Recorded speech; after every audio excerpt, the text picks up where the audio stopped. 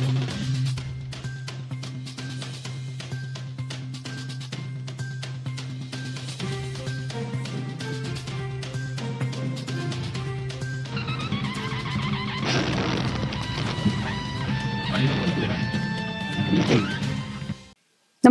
आपण पाहता हिरकणी न्यूज.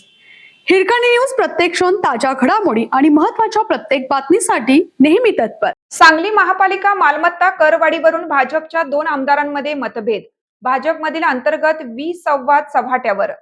महापालिकेने सुधारित कर आकारणीवरून भाजपच्या 2 आमदारांमध्ये परस्पर विरोधी भूमिका असल्याचे आढळून आले.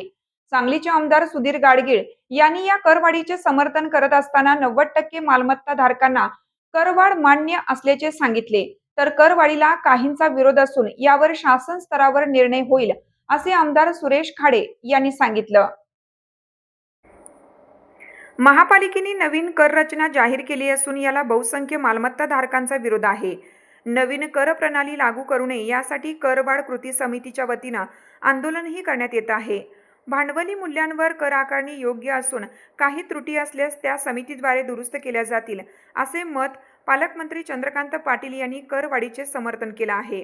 तथापि आमदार गाडगीळ यांनी या करवाढीचे समर्थन करत असताना शहरातील 90% नागरिकांनी करवाढ मान्य असल्याचे सांगितले, तर आयुक्त संजिता महापात्रा यांनी भांडवली मूल्यांवर आधारित कर आकारणीवर ज्यांनी हरकती नोंदवल्या आहेत त्यांची सुनावणी झाल्यानंतर अंतिम निर्णय घेतला जाणार असल्याचे सांगितले असून या दरम्यान ज्यांनी हरकती नोंदवल्या नाहीत त्यांना देयके देण्यात येतील असं जाहीर करण्यात आलं आहे.